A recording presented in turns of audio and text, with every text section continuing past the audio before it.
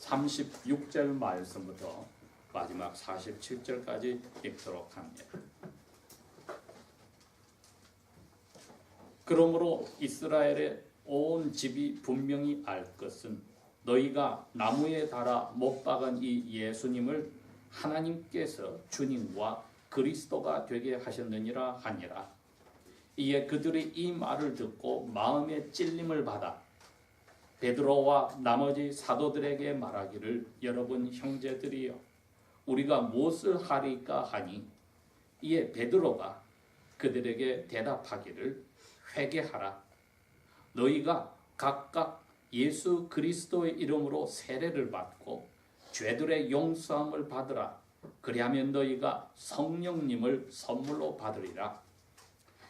이는 이 약속이 너희와 너희 자녀들에게 한 것이며 또한 먼 곳에 있는 모든 사람과 주님 곧 우리 하나님께서 부르실 모든 사람을 향한 것이기 때문이라 하고 또 여러 가지 다른 말씀들로 증거하고 권면하여 말하기를 이 타락한 세대로부터 너희 자신이 구원을 받으라 하니라. 그때에 그의 말을 기쁘게 받아들인 사람들은 세례를 받으니 그날에 약 3,000명의 영혼들이 그들에게 더하여지니라. 그들이 사도들의 가르침과 교제와 빵을 떼는 것과 기도하기에 흔들림 없이 꾸준히 서가니라. 모든 영혼들에게 두려움이 임하고 사도들을 통하여 많은 이적들과 표적들이 일어나니라.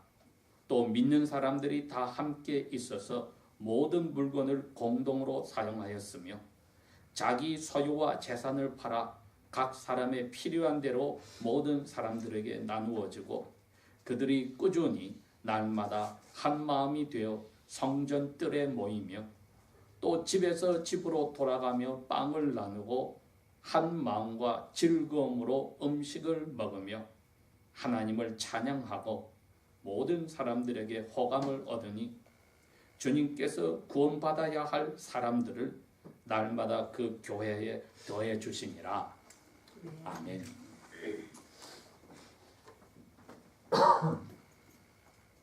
오늘 이 말씀은 사도 베드로가 오순절에 약 열흘 동안 나머지 120명 정도의 제자들과 사도들과 함께 기다리다 하늘로부터 받으신 예수님의 선물 성령님을 받으신 후에 예수님이 마태복음 28장 18절 19절에 약속한 대로 그 영혼에 힘을 얻었습니다. 그리고 하나님의 그 말씀에 힘과 권위를 얻게 되었습니다.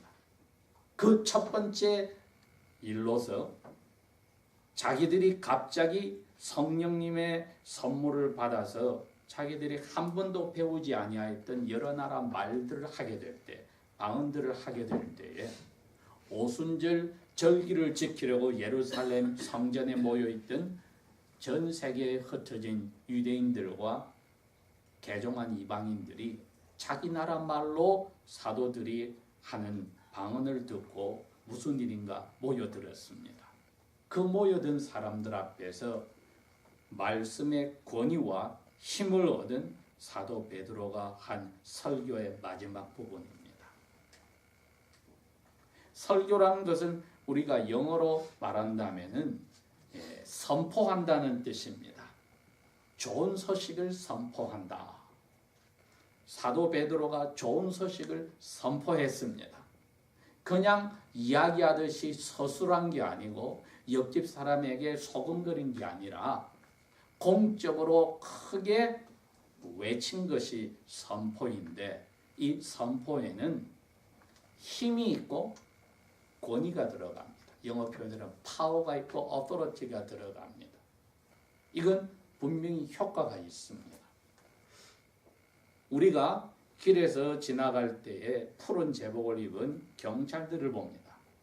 이 경찰들이 하는 본분이 이 나라 시민들을 위해 봉사하고 보호하는 책임이 있습니다. Protect and serve.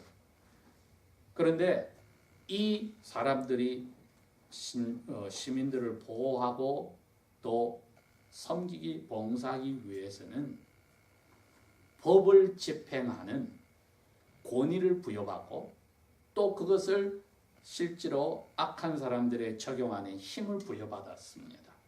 그렇기 때문에 경찰들의 하는 일에 효과가 있었습니다. 오늘 이 사도행전 2장은 지난 2000년의 세월 동안에 만들어진 신약교회의 시작을 고합니다. 이 신약교회의 시작이 어떻게 됐나 했더니 이 좋은 소식을 사도 베드로가 위로부터 받은 힘과 권위를 가지고 선포했을 때 이러한 효과가 있게 된 것입니다. 그래서 오늘 우리 제목이 복음의 효과, 복음의 힘이란 게 도대체 무엇인가? 뭐가 이 복음에 가진 힘인가? 했을 때 효과를 보고 힘이 어떠한지를 저희들이 생각을 합니다. 사도 베드로가 성전뜰에 지금 막 사람들이 모여서 있을 때에 그 자리에서 일어나서 대표로 이 좋은 소식을 전하는데 그 좋은 소식의 내용이 듣는 사람에게는 좋은 소식이 아니었습니다. 여러분 일반적으로 우리가 좋은 소식 한자로 복음이라고 할 때 복음이 다른 게 아니라 성경 전체의 내용이 복음입니다. 그러나 우리 이웃이나 믿지 않는 사람들에게 그걸 설명하려면은 우리가 성경의 요약인 사도신경을 복음이라고 설명해 주면 됩니다. 그래도 그 사람들이 이해를 못하면은 두 가지 단어를 써야 됩니다. 예수님, 그분과 그분의 하신 일, 이게 복음입니다. 그래서 사도 베드로가 자기들에게 자기들에게 관심을 가지고 온 이 성전들에 가득 모인 명절을 지키려 온 유대인들과 개종한 이방인들에게 구약 성경 말씀을 이야기하는 겁니다. 그게 바로 좋은 소식입니다. 그러나 듣는 사람은 들을수록 이게 절망의 이야기들이었습니다. 왜? 약 50일 전에 일어난 일을 자기들이 기억 안 할 수가 없었던 겁니다. 50일 전에 일어난 일이 다른 게 아닙니다. 나사렛에서 이름을 예수라고 하는 33살 된 청년이 많은 사람들에게 기적을 일으키고 죽은 사람까지 살리면서 종교 지도자들의 시기 질투를 받았더니 이 레바이 예수를 자기들이 고함치고 종교 지도자들하고 똑같은 마음을 가져서 빌라도 총독에게까지 밀어붙여서 십자가에 극형을 죽여버렸는데 지금 이 복음을 선포하는 그 복음의 내용을 듣고 보니까 바로 그 예수에 대해서 이야기를 하는 겁니다. 더 무서운 것은 그 예수가 명절을 지키려고 모였던 이 이스라엘 사람들이 자기 조상 대대로 아브라함부터 시작해서 1500년 이상 동안 기다려왔던 하나님이 약속한 바로 그 메시아라는 것을 이야기할 때 정신이 아득하여졌습니다. 그 당시의 유대인들이나 오늘날의 유대인들이나 우리가 다른 점이 여기 있습니다. 일반 믿지 않는 사람과 다른 점이 여기 있습니다. 이 사람들은 자기의 삶의 목표가 하나입니다. 하나님이 약속한 메시아가 오기를 기다리는 것. 왜냐하면 다른 민족과 종교를 신봉하는 부족들과 나라들과는 달리 유대인들은 자기들의 인생에 하나밖에 목적을 가지지 않습니다. 하나님 앞에서 내 죄가 용서받기 위해서 하나님이 약속한 메시아가 오셔야 한다. 이건 다른 종교를 신봉하는 사람들과 민족들과 종족들과 다른 점입니다. 즉 인생에 가장 중요한 것이 필요한 것이 무엇이고 또 자기들이 원하는 것이 무엇인지를 구약 성경을 통해서 안 것입니다. 여러분, 이건 하나님이 주신 그 민족에게만 주신 은혜입니다. 지난 2000년 동안 얼마나 많은 사람들이 태어나고 죽어갔습니까마는 그 가운데 과연 몇 사람만이 이 은혜를 누렸겠습니까? 자기들이 필요한 것이 무엇이며 자기들이 살아있는 동안에 원하는 것이 무엇인지를 안다는 것처럼 중요한 그 지식을 은혜로 선물 받은 사람들은 극소수였습니다. 예수님 표현으로는 좁은 길로 들어간 사람들이었습니다. 오늘날도 이 주일날 아침에도 수많은 사람들이 자기가 원하는 것을 하고 사지만은 진작 자기들이 필요로 하는 것이 무엇인지를 모르고 방황하고 있는 것을 산이나 들이나 바닷가나 어디를 가더라도 거기서 자기의 원하는 것을 찾지만 정작 필요로 한 것이 무엇인지를 모르는 사람이 많은 것을 생각해 봅시다. 우리가 하나님의 은혜로 우리의 필요한 것이 무엇인지를 알았습니다. 우리의 믿음이 약한 사람은 필요한 것이 무엇인지를 알면서도 자기의 원하는 것을 하려고 하여서 필요한 것에 대해서 간절함을 가지지 못하는 믿음의 뒤로 물러나는 사람들도 있지만은 오늘 이 자리에 앉은 저희들은 우리의 필요한 것이 뭔지를 깨닫게 해주시고 그것이 우리의 원함으로서 우리의 손으로서 우리의 영혼에 붙들어 주신 하나님의 은혜를 찬송해야만 합니다. 오늘 아침 저희들이 이제 점검을 해봐야 됩니다. 내가 이것이 필요한 것이라는 것을 오늘도 깨닫고 있느냐? 그랬다면 이게 나에게 필요한 것이라면 이것을 내가 가장 원하는 간절한 나의 마음으로 받아들이고 사느냐? 이것이 복음의 능력이 복음의 힘이 그 권위가 우리에 가져오는 효과입니다. 자, 다시 그 당시로 돌아가서 사도 베드로의 음성을 그 좋은 소식을 귀로 듣고 있는 이 유대인 무리와 개종한 이방인들은 자기들이 필요한 것이 무엇인지 원하는 것이 무엇인지를 분명히 알고 있는데 이 선포된 소식을 듣다 보니 자기들이 하나님이 주신 그렇게 필요한 죄 용서를 해줄 그 원하시던 메시아가 왔는데 눈과 귀가 마음이 멀고 단단해져서 그분을 죽이는데 앞장선 것을 생각하니 정신이 아득해진 겁니다. 우리가 그 가운데 서 있는 청중 중에 한 사람이라면 그리고 우리가 그 개종한 이방인의 한 사람이나 혹은 유대인의 한 사람으로 서 있다면 똑같은 절망의 소식이 선포된 것을 들었던 겁니다. 큰일 났구나. 우리 죄를 용서해 주시려고 약속하였던 메시아를 보내주셨는데 우리가 그분을 기다리고 필요하였는데 죽어버렸으니 이걸 어떡하느냐. 그리고 우리가 그분을 죽이는 제일 극악한 죄에 동참을 하였으니 어떡하느냐. 여러분, 그랬기 때문에 그 말을 들은 분들의 첫 번째 태도가 이거였습니다. 이 말을 듣고 마음에 찔렸다. 마음이 칼로 찌른 듯이 찢어졌다는 겁니다. 양심이 찔려서 찢어졌다는 겁니다. 히브리서 4장 12절은 분명히 이야기를 했습니다. 이 하나님의 말씀이 제사장이 손에 들고 있는 양날의 날선 희생물의 목을 따는 칼과 같아서 말씀이 사람의 영혼에 들어와가지고 살아가지고 영혼과 심령을 갈라내고 골수를 뼈를 갈라내서 사람의 영혼에 가진 생각과 뜻까지 들춰낸다. 지금 그 일을 하신 겁니다. 복음의 힘은 바로 여기에 있었습니다.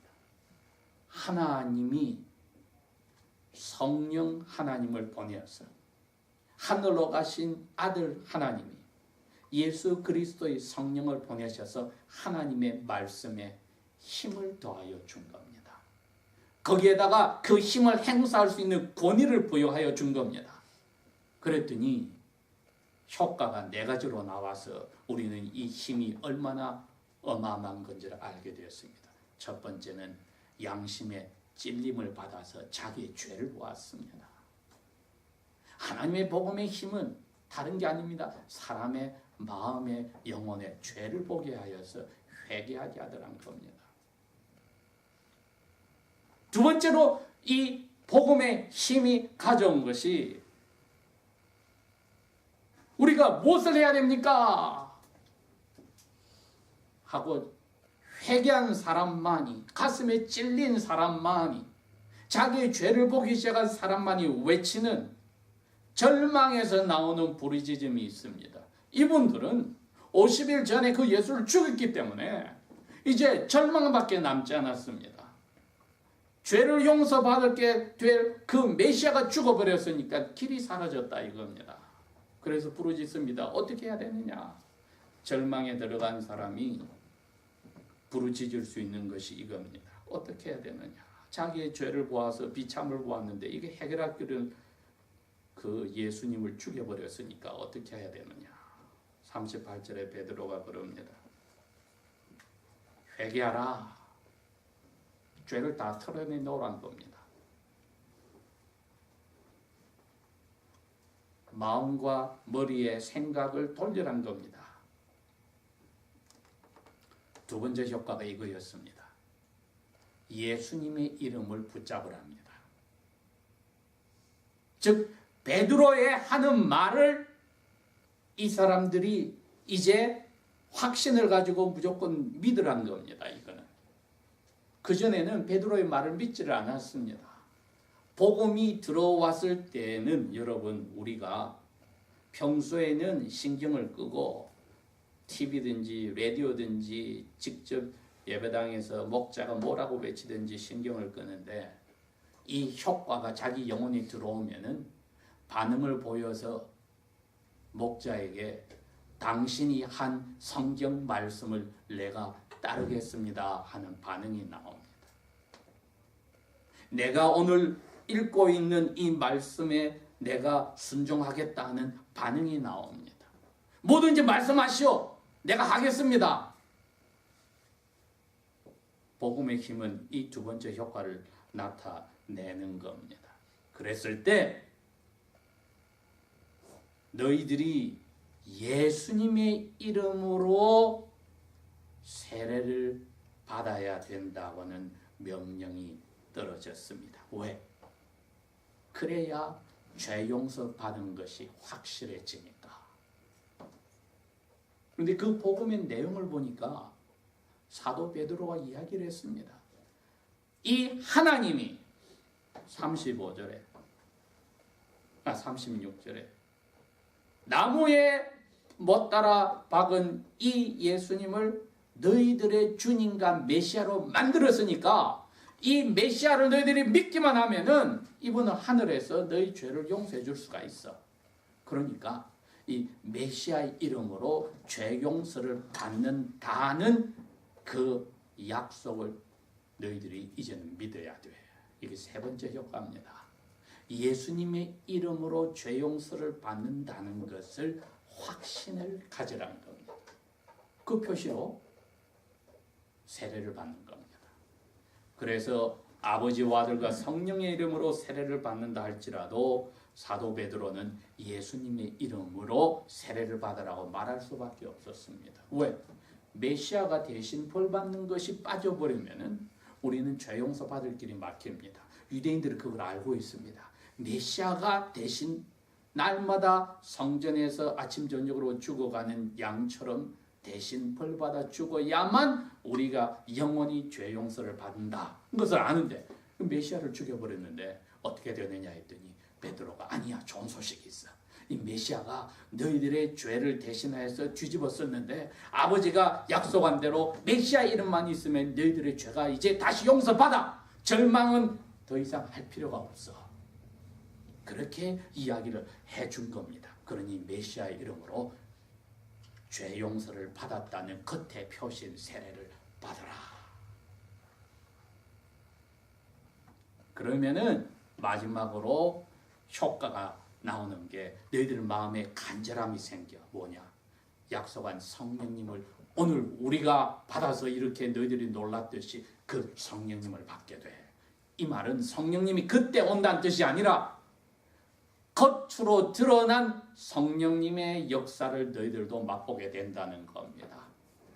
흑암과 어두움이 혼돈이 가득한 수면 위로 성령님이 창세 때부터 움직이셨기 때문에 성령님은 우리의 마음에서 보이지 않게 일하시고 오늘 베드로의 좋은 소식을 힘과 권위로서 사람들의 영혼에 가서 일을 하셨습니다. 해놓고 이제 겉으로 성령께서 이러한 예수 그리스도의 은혜를 가져온다는 것을 사람들에게 보이는 표시로 사람들이 그 성령님을 선물로 간절히 원하게 하는 이 효과를 가져왔습니다. 그랬더니 사도 베드로는 그분들에게 희망을 넣어줍니다. 이거 오늘 이 자리에 있는 당신에게뿐 아니에요. 당신 집에 남아있는 애들에게도 가족에게도 이 말씀이 그대로 약속이 이루어질 거예요. 그리고 당신 떠나온 저 멀리 있는 친척들도 이방인 친척들에게도 이 약속이 이루어질 거예요. 또 앞으로 먼 나라에 태어날 사람들이 여러분 그게 우리가 됩니다. 우리에게도 하나님이 부르는 사람에게는 이게 그대로 이루어질 거예요. 그러면서 이제는 이분들에게 위로를 해 주었습니다. 이 예수를 죽여버리고 제사장들과 짜고 총독과 짜서 예수를 죽인 이 타락한 세대에서 너희 구원을 받으시오. 희망을 절망 가운데서 발견을 하였습니다. 그랬더니 41절에 그 말을 듣고 이젠 사람들이 절망 속에 있다가 기쁨으로 그 말에 순종하여 세례를 받은 사람이 약 3,000명이나 되었다. 이제 우리가 스스로에게 질문을 해봅시다. 내가 이 복음을 받아서 예수님을 믿고 처음 회개를 하여서 돌아섰는 지가 지금 세월이 이렇게 지났는데 날마다 이 간절함과 이 필요성과 그리고 이 성령님께서 나와 함께 하신다는 이러한 소망과 기도가 나에게 남아있는가? 우리 한번 물어봅시다. 아니면 필요한 것이 무엇인지를 알면서도 원하는 것이 이거와 동떨어진 그리스도인의 삶을 내가 지난 일주일 동안 혹은 얼마 동안 지난 신앙생활 속에서 방황하며 살고 있지 않았는가 점검해 볼 때 날마다 겸손히 회개하는 이 심정은 성령께서 주시는 예수 그리스도의 은혜예요.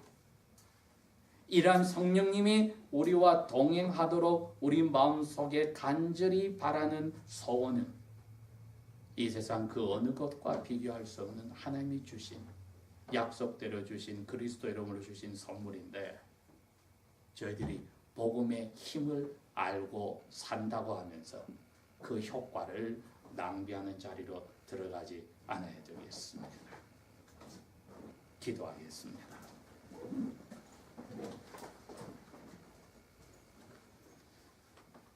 아버지 하나님, 사도 베드로의 말을 들은 언약 백성들이 절망 속에서 소망을 찾아 기쁘게 말씀에 순종한 것을 오늘도 봅니다.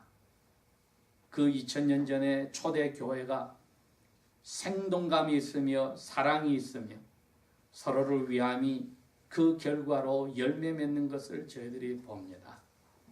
우리의 삶 속에 회개를 통하여 죄 씻음의 그 기쁨과 시원함이 그리하여 성령님과 동행하여 살겠다는 간절함이 점점 커져 나갈지언정 다른 것으로 우리의 소원을 바꾸는 그러한 불경죄를 짓지 않게 도와주십시오.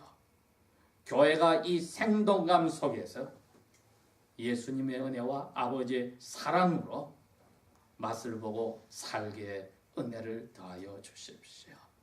우리의 영혼을 빼앗아가는 여러 가지 걸림돌에서 자유로울 수 있도록 성령이여 우리의 믿음을 강하게 붙들어 주소서. 예수님 이름으로 감사 기도합니다. 아멘.